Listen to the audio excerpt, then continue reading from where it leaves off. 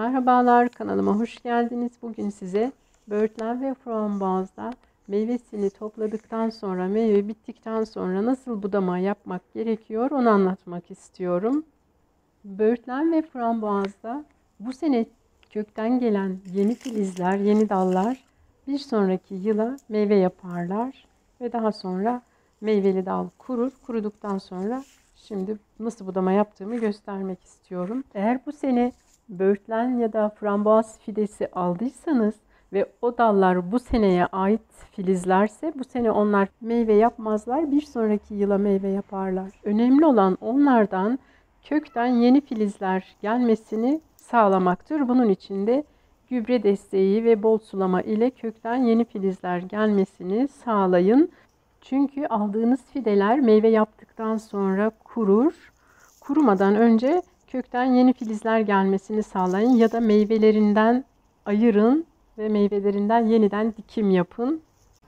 Meyvesi bittikten sonra böğürtlen nasıl budanır? Bakın şu şekilde bunlar meyvesini verip kuruyan dallar. Meyveyi verdikten sonra böğürtlenin dalları kurur. Böyle yeni filizler gelir. Onlardan da seneye, bu yeşil dallardan seneye meyve alırız.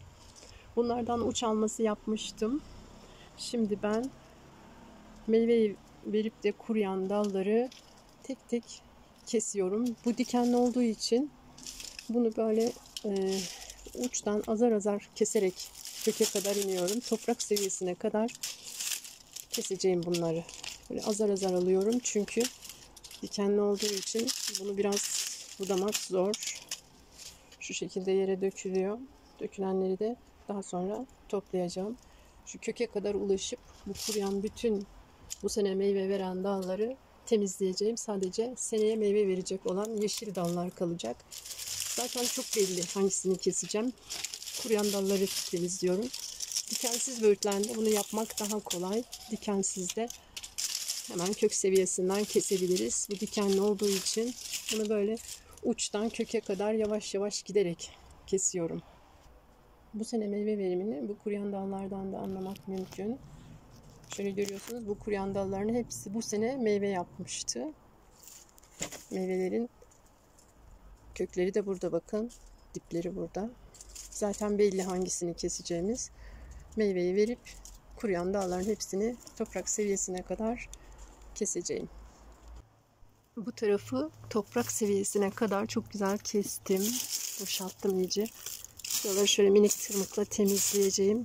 Bakın şöyle kestiğim yerleri görüyorsunuz.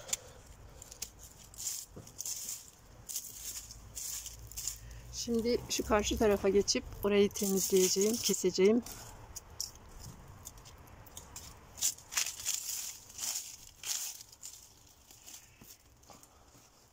Sadece önümüzdeki seneye meyve verecek yeşil bacaklı bu sene çıkan yeni dallar kaldı. Dikenli böğürtleni budamak biraz zor. Dikenli böğürtlenin meyvesini de çok seviyorum. Çok verimli, çok güzel meyve tutuyor. Evet, dikenli böğürtlerimi budamayı bitirdim. Burada bir de erik ağacım var.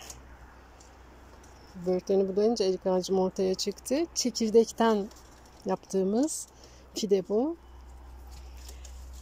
Şöyle bakın, bütün kuru dalları kestim. Sağlıksız olan yeşil dallardan da biraz aldım. Ve bunlar seneye böğürtlen yapacak olan bu sene çıkan yeni dallar. Tertemiz oldu. Dikenli böğürtleni budamak biraz zor. Ama dikensiz olanı budamak çok kolay. Onları hemen toprak seviyesinde kesiyoruz. Şöyle şu çıkan kuru dalları da varsa boş bir arazi oraya atabiliriz. Orada gübre olur. Bunlar çöp değil.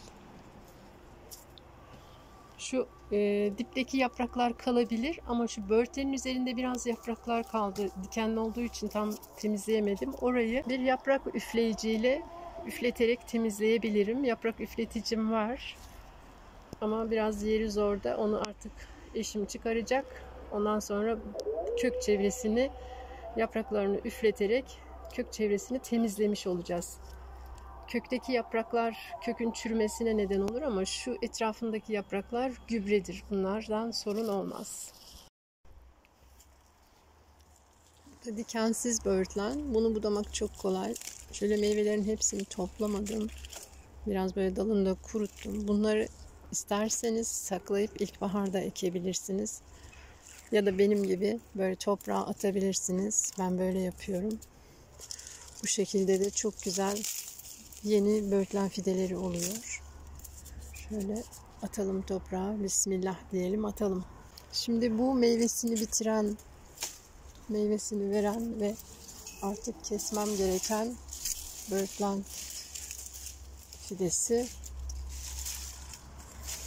Bu da bu sene çıkan ve önümüzdeki sene meyve yapacak olan dal.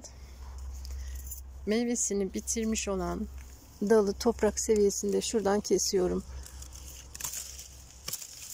Evet, şu şekilde aldım. Üzerinde meyveleri varsa onları toprağa atıyorum. Yeni fidanlar gelsin diye. Şöyle bismillah diyorum, atıyorum. Üstüne toprak atmıyorum ben. Sulamayla bunlar derinlere inip çok güzel fide oluyorlar. Ama ilk kez yapacaksanız, sizin böğürtlen fideleriniz az ise, o zaman bunları saklayın, ilkbaharda özenle ekin. Önce saksılara ekin. Sonra toprağa alırsınız. Önemli olan köklerden yeni dalların gelmesini sağlamak. Bu da yine aynı şekilde meyve yapıp meyvesini bitiren dal. Bunu da kökten, toprak seviyesinden aldım. Şu üzerindeki meyveleri de buralara böyle serpiyorum.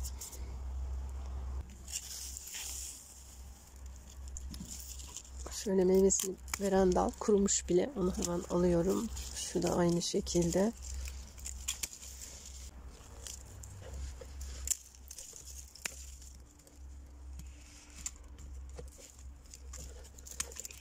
Bu yeni dalı bırakıyoruz.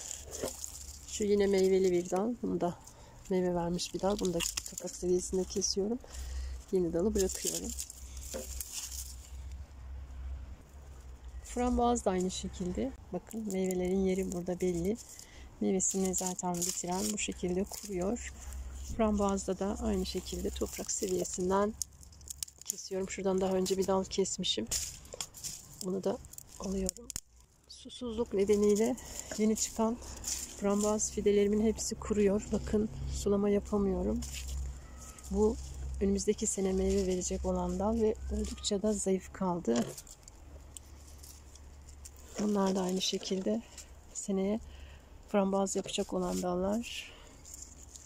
Frambuazda da meyvesini tamamlamış olan dalı kesiyorum. Yenisini bırakıyorum. Kolay gelsin. Bol mahsulleriniz olsun. Bir sonraki videoda görüşmek üzere. Hoşça kalın.